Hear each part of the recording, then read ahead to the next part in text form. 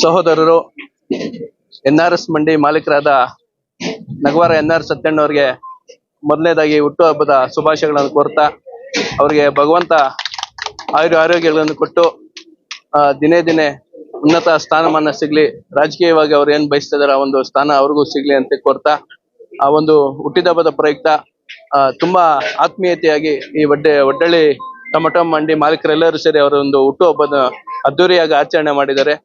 ಅವರ ಒಂದು ಸದ್ಗುಣ ಯಾವ ರೀತಿ ಅಂತಂದ್ರೆ ನನ್ನದೇ ಬರ್ತ್ಡೇ ಮಾಡಿಕೊಳ್ಳದಲ್ಲದೆ ರೈತರಿಗೆ ಒಂದು ಸನ್ಮಾನ ಮಾಡೋ ಕಾರ್ಯಕ್ರಮವನ್ನು ಇಟ್ಕೊಂಡಿದ್ದಾರೆ.